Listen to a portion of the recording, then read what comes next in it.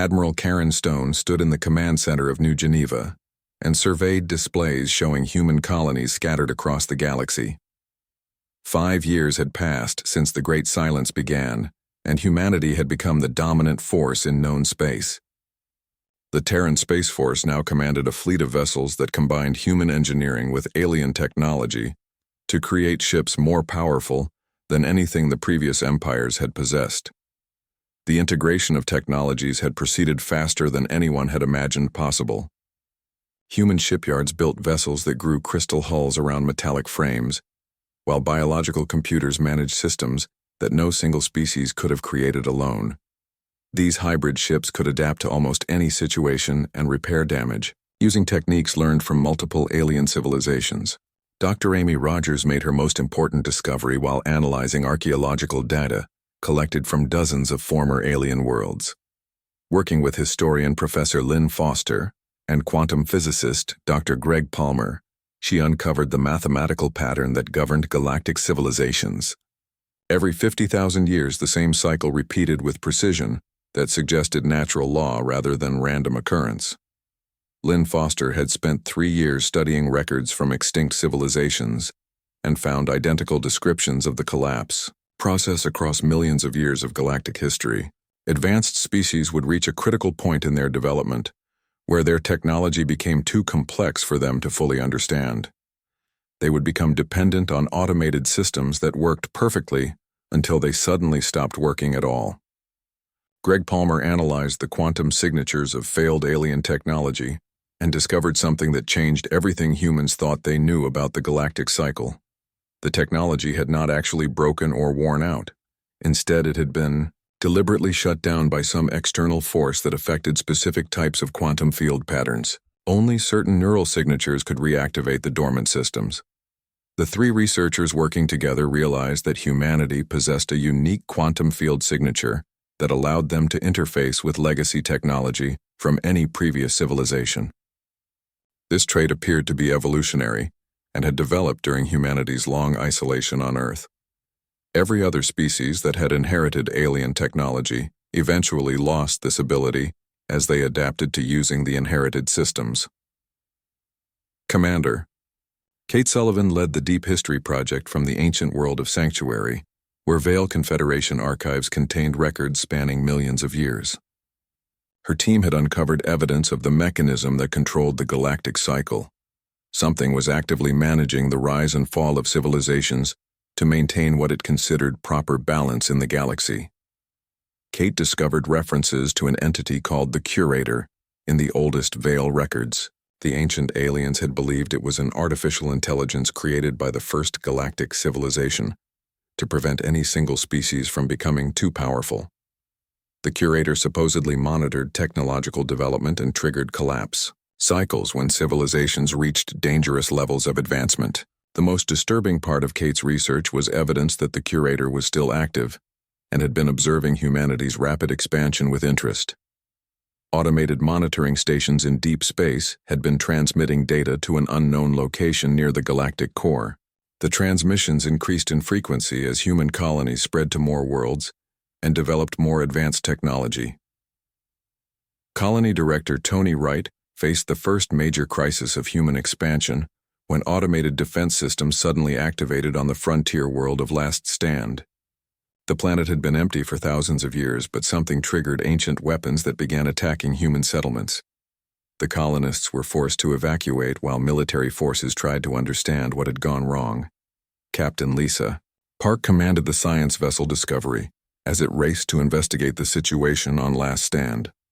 Her team included systems specialist Jack Murphy and biologist Dr. Nina Lee, who had experience with various forms of alien technology. They found that the planet's defense systems had been reactivated by a signal from deep space that carried override codes for multiple alien technology types. Jack Murphy analyzed the override signal and discovered it contained quantum patterns that could shut down any technology derived from previous galactic civilizations. The signal was designed to disable the hybrid systems that humanity had created by combining different alien technologies. It was as if something was testing whether human civilization could survive having its borrowed technology taken away. Nina Lee studied biological samples from the planet's surface and found microscopic organisms that had been dormant for millennia. The same signal that activated the defense systems had awakened these organisms, which began breaking down the organic components of human-alien hybrid technology. The biological attack was perfectly coordinated with the electronic assault. Lisa Park realized they were witnessing the beginning of a new collapse cycle. Something was trying to shut down human civilization using the same methods that had destroyed every previous galactic empire. The attack on Last Stand was just the first test to see how humanity would respond to having their inherited technology disabled. Amy Rogers worked frantically to develop countermeasures against the quantum override signals. She discovered that pure human technology remained unaffected by the shutdown commands, but hybrid systems could be protected by modifying their quantum signatures. The key was teaching alien technology to mimic human neural patterns instead of following its original programming.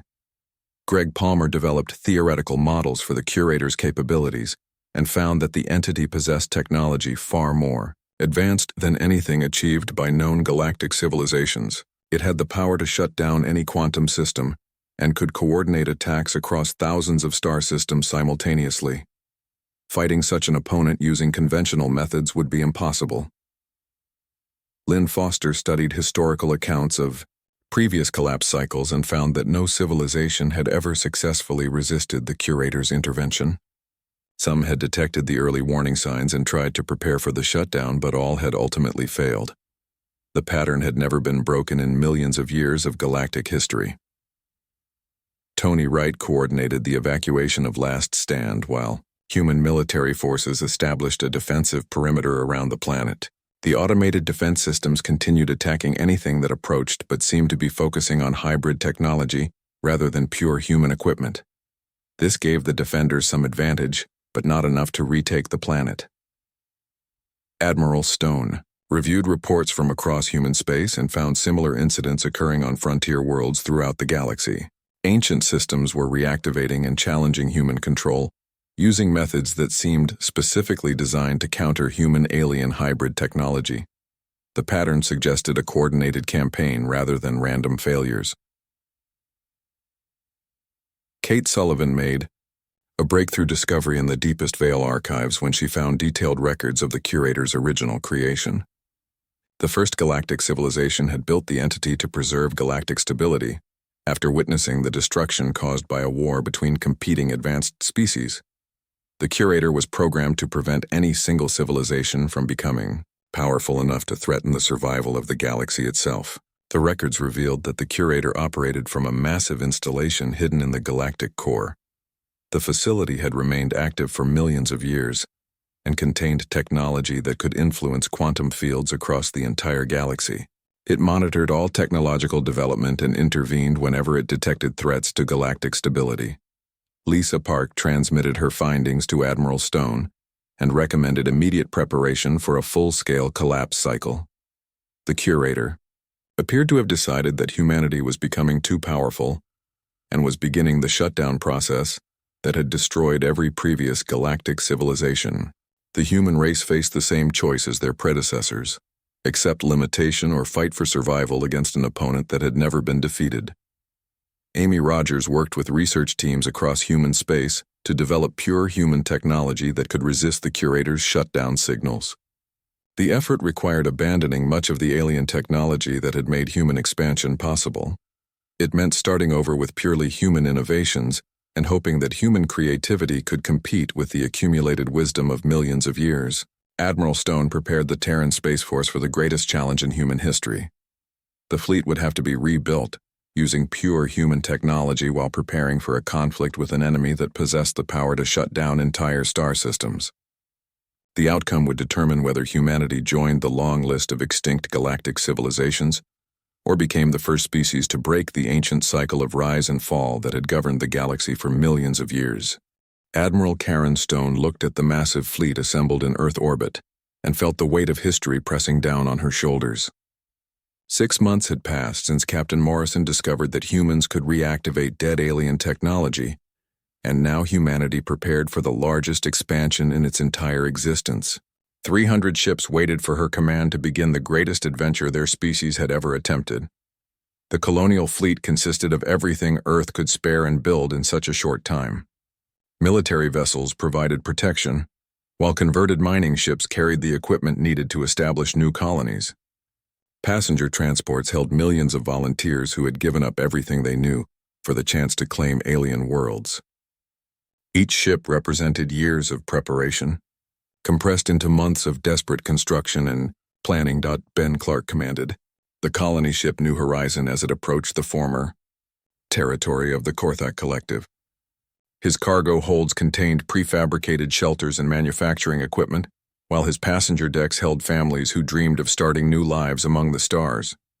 The ship also carried Dr. Amy Rogers, who had spent her career preparing dead worlds for human habitation, and Colonel Steve Barnes, whose job was keeping those humans alive. The Korthak home system looked nothing like the crystal ruins Jake Morrison had found in Zephyrian space. Here, massive underground complexes burrowed deep into planetary surfaces, while automated factories continued producing goods that no one was left to use. The insect-like Korthak had vanished completely, but their technology kept working as if waiting for new masters to give it purpose. Amy Rogers studied the atmospheric readings from the primary colony world and found conditions that exceeded her best expectations. The Korthak had spent centuries terraforming this planet to support their colonies. Breathable air mixed with Earth-normal gravity, while fertile soil waited for human crops. Underground cities provided shelter from radiation, while geothermal plants generated unlimited clean energy. Steve Barnes led the first landing party and discovered that Korthak military installations remained fully operational. Defense satellites still orbited the planet, and ground-based weapons could destroy any threat that approached. The security systems recognized human authority immediately and accepted new command codes without question. It was as if the entire Korthak war machine had been waiting for humanity to arrive and claim it. Ben Clark established the first human settlement in what had been the primary Korthak hive complex. The underground tunnels stretched for hundreds of kilometers and could house millions of people in perfect safety. Manufacturing centers produced everything from basic tools to advanced electronics using materials extracted by automated mining systems. Within days, the colonists were living more comfortably than most people on Earth. Meanwhile, Jake Morrison led deep exploration missions into the core systems of the former Vale Confederation. The ancient aliens had ruled the galaxy for millions of years, and their worlds contained wonders that defied human understanding. Cities of living metal grew from the ground like organic structures. Star maps showed the locations of thousands of habitable planets. Libraries contained the accumulated knowledge of dozens of extinct civilizations. Lieutenant Commander Kate Sullivan worked with Morrison to decode Vale databases and uncovered information that changed everything they thought they knew about galactic history. The records showed that great civilizations had risen and fallen many times across millions of years. Each dominant species reached incredible heights of technology and culture before suddenly disappearing without explanation. The pattern repeated over and over like a cosmic heartbeat. Kate found references to something called the Great Cycle that occurred every 50,000 years. The Vale records described it as a time when advanced civilizations lost the ability to maintain their technology and faded into extinction. Younger species then inherited the empty galaxy and began building their own empires until the cycle repeated itself. The most disturbing part was that humanity's rise seemed perfectly timed to coincide with the latest occurrence. On Earth, President Helen Carter addressed the United Nations and announced the Terra Expansion Protocol. Humanity would claim the abandoned alien territories not as conquerors, but as inheritors of a galaxy that appeared to be waiting for them.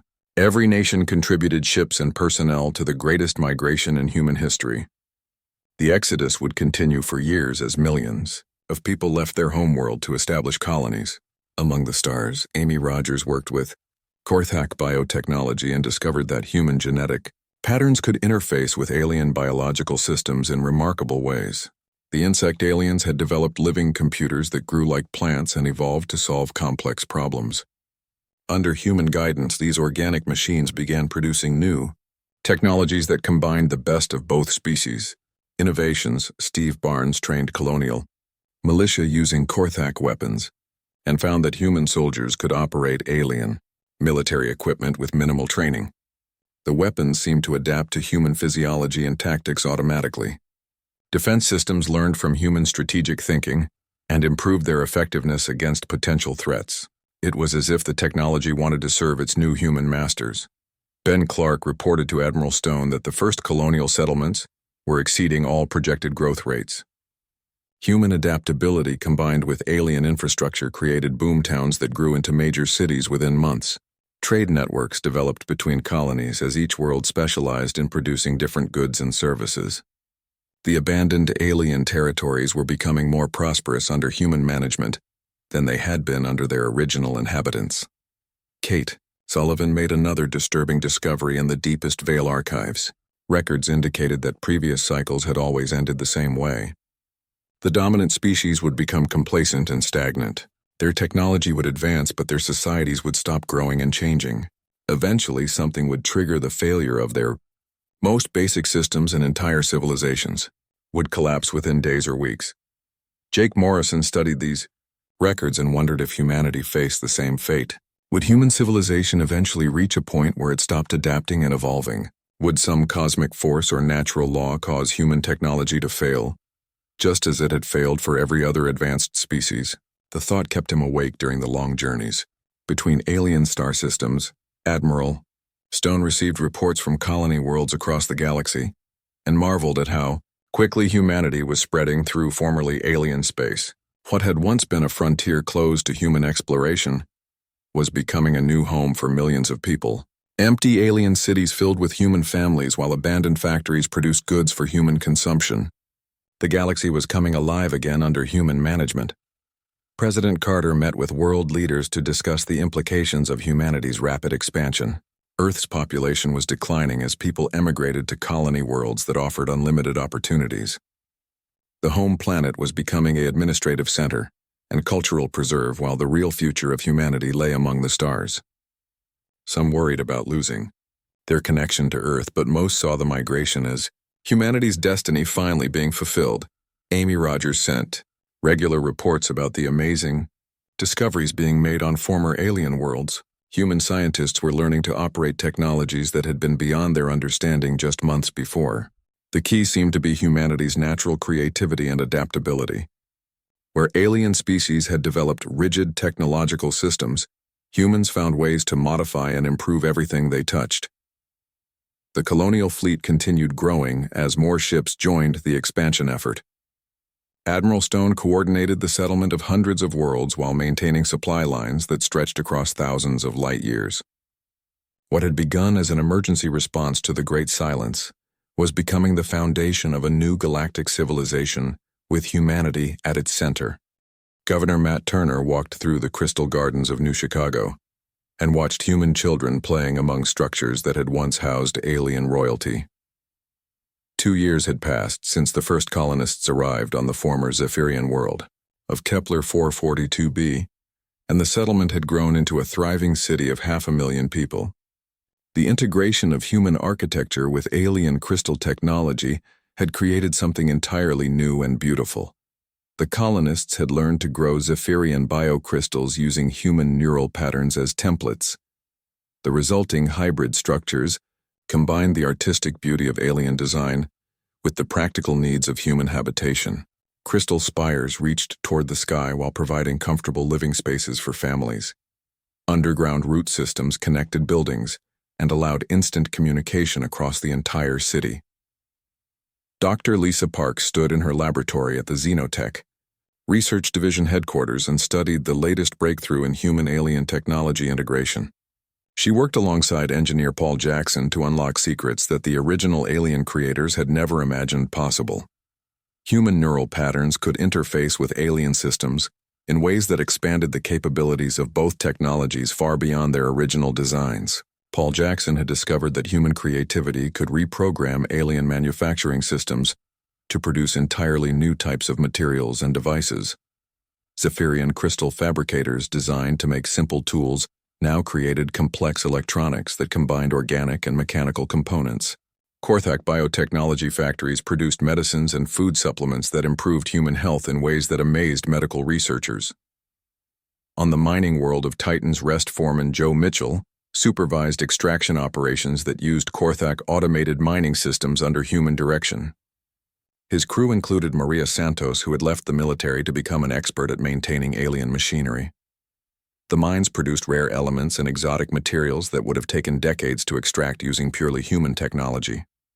Maria Santos worked deep underground in tunnels carved by Korthak mining drones and marveled at the efficiency of alien engineering. The insect aliens had designed their equipment to operate for thousands of years without maintenance. Human oversight improved that efficiency even further by adapting the systems to extract resources that the original programmers had never considered valuable. Joe Mitchell reviewed production reports that showed their small mining operation producing more rare materials than entire Earth-based industries. The key was understanding that alien technology was designed to be adaptive. Human operators could teach Korthak machines to recognize new opportunities and develop innovative solutions to complex problems. The combination of alien engineering with human creativity was proving incredibly powerful. Technician Sally Davis had become something of a legend among the colonies for her ability to revive dead alien systems with simple physical contact. Her neural patterns seemed particularly compatible with various forms of alien technology. She could activate Zephyrian crystal networks that had been dormant for years and reprogram Korthak biological computers just by touching their control surfaces. Sally worked with research teams across multiple colonies and discovered that each human had a slightly different compatibility profile with alien technologies. Some people interfaced better with crystalline systems, while others showed natural aptitude for biological or mechanical alien devices. The variations seemed to be based on individual neural patterns and personality traits rather than any physical characteristics. Commodore Jake Morrison led exploration missions beyond the boundaries of the former alien empires and found evidence of even older civilizations. His navigator, Lieutenant Danny Cooper, plotted courses to star systems that appeared on ancient maps, but had been abandoned for millions of years. Each new discovery revealed more about the pattern of galactic rise and decline that had repeated itself across cosmic time. Danny Cooper studied star charts created by civilizations that predated the Veil Confederation by vast ages. The maps showed trade routes connecting thousands of worlds and detailed surveys of planets that might support life. Many of these worlds showed signs of previous habitation, but all had been empty for so long that only archaeological evidence remained of their former inhabitants. Jake Morrison documented the remains of at least 6 different galactic civilizations that had risen and fallen before the most recent cycle.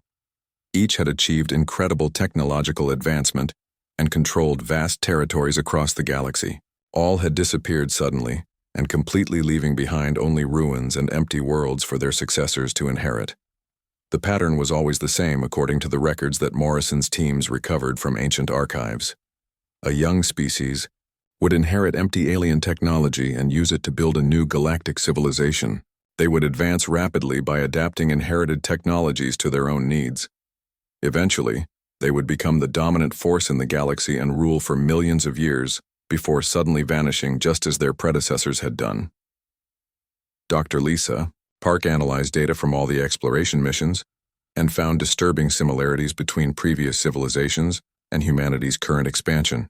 Every successful galactic species had shown the same ability to reactivate and improve inherited alien technology. Each had used this advantage to spread rapidly across former empire territories and establish colonies on thousands of worlds. All had believed they were unique and special until the cycle claimed them as well. Paul Jackson worked with alien databases to understand what had triggered the collapse of previous civilizations. The records were incomplete, but suggested that technological stagnation played a major role. Species that became too dependent on inherited alien systems seemed to lose their ability to innovate. When their adopted technologies finally failed, they had no way to maintain their civilization. Lisa Park wondered if humanity was heading toward the same fate. Human colonies were spreading rapidly across the galaxy and growing more dependent on alien technology with each passing year. The convenience and efficiency of inherited systems made it easy to forget the importance of developing purely human innovations. If the pattern held true, humanity might have only a few thousand years before facing the same mysterious collapse that had claimed every previous galactic civilization.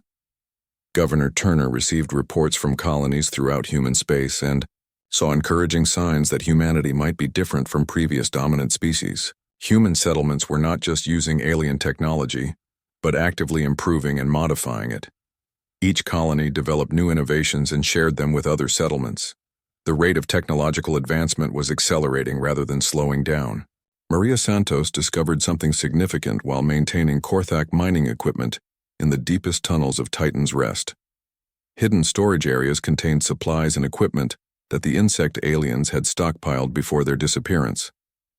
The caches were positioned as if the Korthak had known their technology would fail and wanted to leave resources for whoever inherited their worlds. Joe Mitchell helped Maria explore the hidden Korthak facilities and found detailed records describing preparations for something called the Silence. The insect aliens had detected signs that their technological systems would soon fail, and had spent their final years preparing survival shelters and resource stockpiles. They seemed to have known exactly when and how their civilization would end.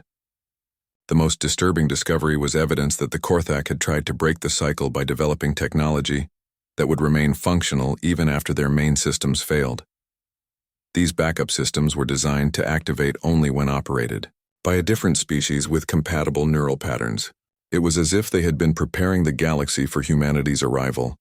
Sally Davis tested the Korthak backup systems and found that they responded to human operators exactly as intended. The insect aliens had somehow known that humans would inherit their technology and had tried to give them tools that might prevent the cycle from repeating. Whether these preparations would be enough remained to be seen. Commodore Morrison compiled reports from across human space and prepared to send his findings to Earth. The evidence suggested that humanity faced the same ultimate fate as every previous galactic civilization. The question was whether human adaptability and creativity would be enough to break a pattern that had persisted for millions of years. The answer would determine not just the future of humanity, but the fate of the galaxy itself. Captain Jake Morrison stood on the bridge of the ECS Frontier and watched the empty space where the greatest alien city in the galaxy once lived. 3 months ago, this system buzzed with millions of Zephyrian crystal ships moving between massive space stations that sparkled like diamonds in the dark. Now he saw only broken pieces floating in the void like the remains of a shattered dream. Lisa Park touched the scanner controls with steady hands, and her face grew pale as the numbers appeared on her screen. She had studied alien technology for 15 years and knew the patterns of Zephyrian biocrystals better than anyone in human space. What she saw now made no sense at all. The readings showed that every crystal matrix in the system had simply stopped working at the exact same moment 3 months and 4 days ago. Rick Hayes moved closer to the captain and spoke. In a low voice that carried years of military training, he had fought Korthak raiders in the border systems and learned to read the signs of battle damage. Here he found no weapon marks or explosion patterns. The alien structures looked like someone had turned off a switch and everything just died. Jake Morrison had commanded exploration ships for 20 years and seen many strange things in the dark between stars. He remembered the first time humans met the Zephyrians and how their crystal technology seemed like pure magic. The aliens could grow ships from living crystal that healed damage and adapted to any environment. Their cities were works of art that pulsed with gentle light and housed billions of beings who looked like walking jewels. The frontier moved deeper into the system and past the remains of what had been the central nexus. The massive crystal structure once connected every Zephyrian mind across dozens of star systems. Now it drifted as lifeless fragments that reflected the light of the local star like broken glass. Lisa ran her scanners over the debris and found something that made her call the captain to her station. Her instruments detected faint energy signatures coming from some of the crystal fragments. The readings were weak, but they matched the patterns of active Zephyrian technology. She looked at Jake with confusion in her eyes and told him that some pieces still held power but could not use it. The biocrystal matrix remained intact, but something prevented it from functioning. Rick Hayes suggested they bring a sample aboard for closer study. He reminded the captain that standing orders required them to gather intelligence on what had happened to the alien empires. Jake agreed and ordered the ship to dock with a small section of crystal hull that showed the strongest energy readings. The away team would wear full environmental suits and follow standard contamination protocols. The airlock cycled, and Jake Morrison led his officers into what had been a Zephyrian living space. Emergency lighting from their suits showed walls of smooth crystal that should have glowed with soft blue radiance. Instead, they found surfaces as dark and cold as ordinary rock. Lisa took readings with her portable scanner, while Rick checked for any signs of the former inhabitants. They found no bodies or remains of any kind. The Zephyrians seemed to have simply vanished when their technology failed. Personal items lay scattered exactly as they had been dropped 3 months ago. Food synthesizers held half-finished meals and data. Crystals showed the final moments of normal daily life before everything stopped. Lisa discovered something remarkable when she accidentally touched one of the dark crystal panels with her bare hand. The surface began to glow with the familiar blue light of active Zephyrian technology. Energy flowed through the crystal matrix, and nearby panels started to respond as well. She pulled her hand back in surprise and watched the glow fade back to darkness. Jake Morrison saw the implications immediately. Human contact could somehow reactivate the dead alien technology, even though the Zephyrians themselves could not make it work. He ordered Lisa to repeat the experiment while Rick recorded everything. Each time she touched the crystal, it came alive, and each time she stepped away, it went dark again. The science officer ran every test she could think of and found that human bioelectric fields seemed to provide something the crystal matrix needed to function. The technology was not broken or damaged in any way. It simply required a type of energy signature that only humans could provide. She had no idea why this was true or what it might mean for the future. Rick Hayes reported similar findings from other sections of the alien structure. Dead Zephyrian systems responded to human touch throughout the facility. Computers activated and displayed information in the flowing script of the crystal builders. Manufacturing systems hummed to life and produced small samples of various materials. Even the artificial gravity systems began working when humans were present. The away team returned to the frontier with samples and data recordings that would change everything humans thought. They knew about their place in the galaxy. Jake Morrison sent an immediate report to Earth Command describing their discoveries. The message would take weeks to reach home, but he knew the response would reshape human civilization. As the frontier prepared to leave the dead Zephyrian system, Lisa Park continued studying the crystal samples in her laboratory. She found that human neural patterns could interface with alien data systems in ways that seemed impossible. Her thoughts could navigate Zephyrian databases and access information that had been locked away since the Great Silence began. Jake Morrison stood in his quarters that night and looked out at the stars that had once belonged to mighty alien empires. For 2 centuries, humans had been the newest and weakest species in a galaxy, ruled by beings far more advanced than themselves. The Zephyrians controlled crystal technology that could reshape matter at the molecular level. The Korthak Collective commanded billions of insect soldiers with a shared mind. The ancient Veil Confederation possessed secrets that predated human civilization by millions of years. Now those empires lay silent and empty while human ships flew freely through space that had been forbidden to them for generations.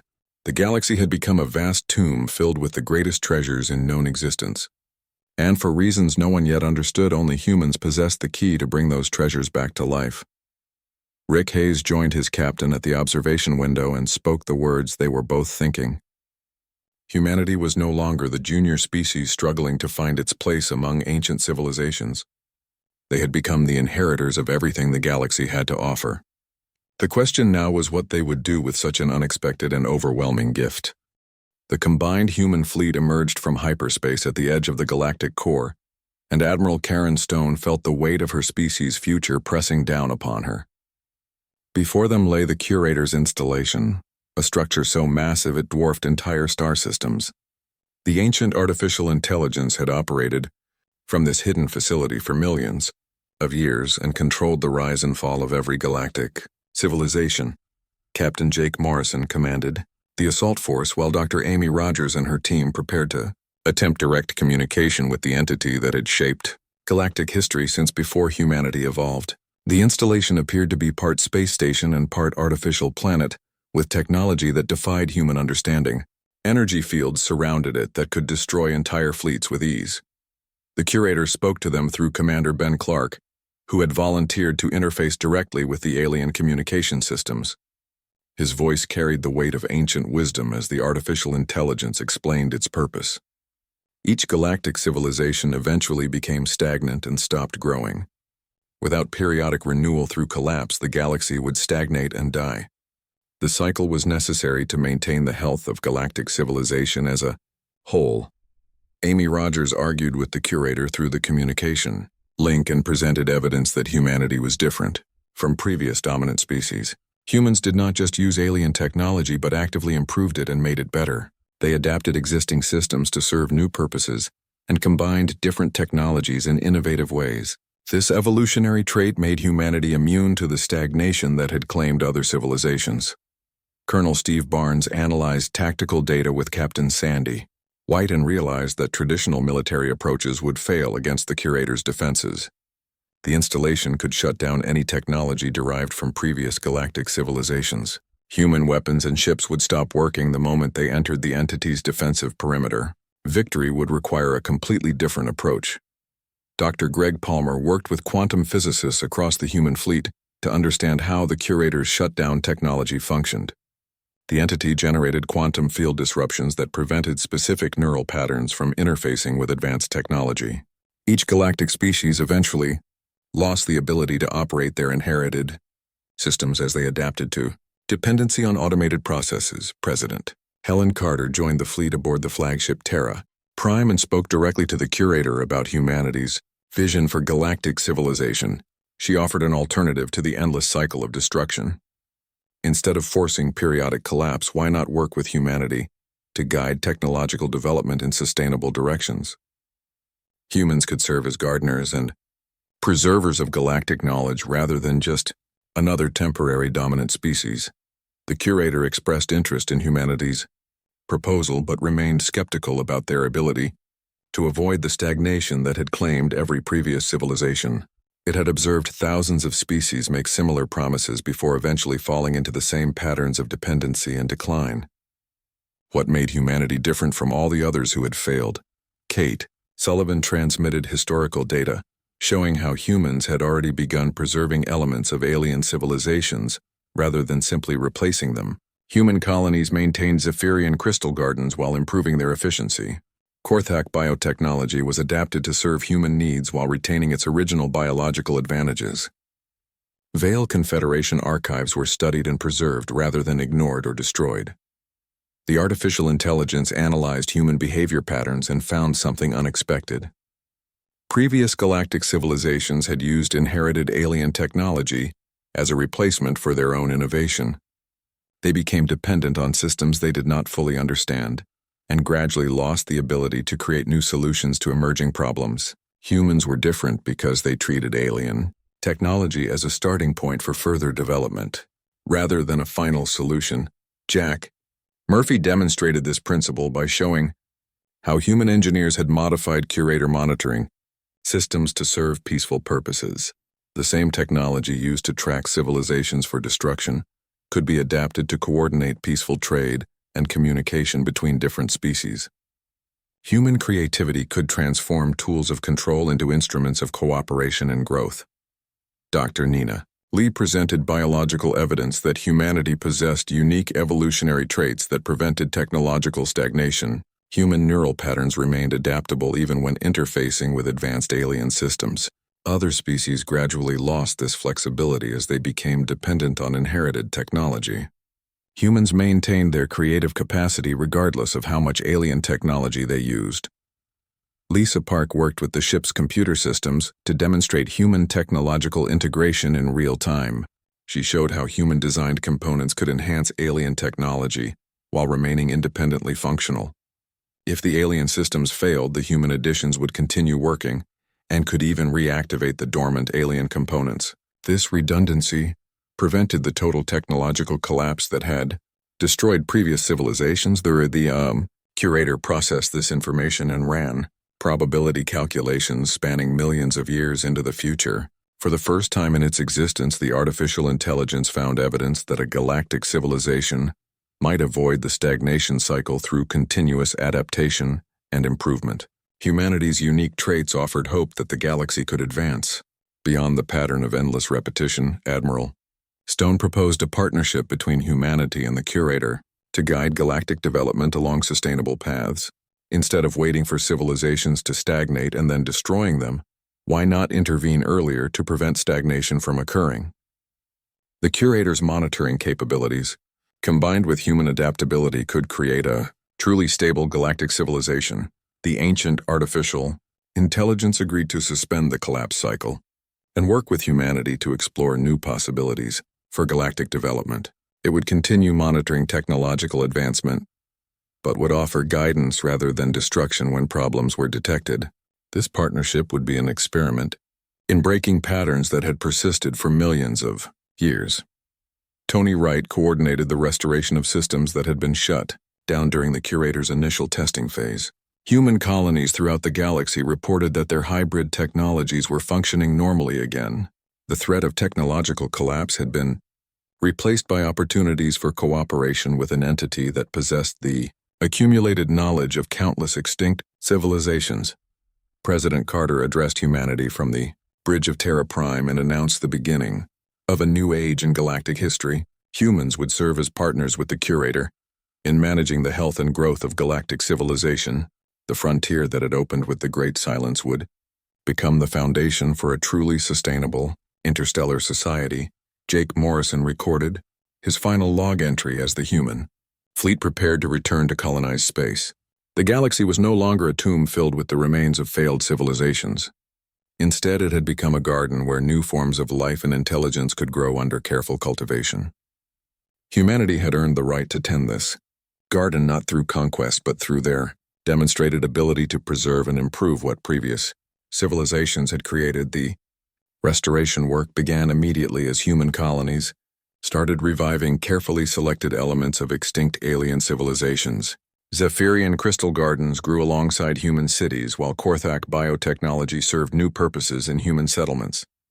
Ancient Veil Confederation star maps guided exploration, missions to worlds where new species might eventually develop their own spacefaring civilizations. Under human guidance and curator oversight, the galaxy began healing from millions of years of cyclical destruction. The pattern of rise and fall that had claimed so many civilizations was finally broken. Technology would continue advancing, but under careful management that prevented the stagnation that had doomed previous galactic empires. Amy Rogers established research stations throughout human space, where scientists worked to understand technologies from dozens of extinct civilizations. The knowledge would be preserved and adapted for beneficial purposes rather than being lost to the cycle of destruction. Each discovery added to humanity's growing understanding of their role as inheritors and gardeners of galactic civilization. The story concluded with humanity, not as conquerors of the galaxy but as its caretakers and cultivators. The frontier had become their greatest opportunity to prove that intelligence and creativity could triumph over the ancient patterns of decline and destruction. Under human stewardship, the galaxy would finally fulfill its potential as a place where countless civilizations could flourish together in harmony rather than replacing each other in endless cycles of rise and fall.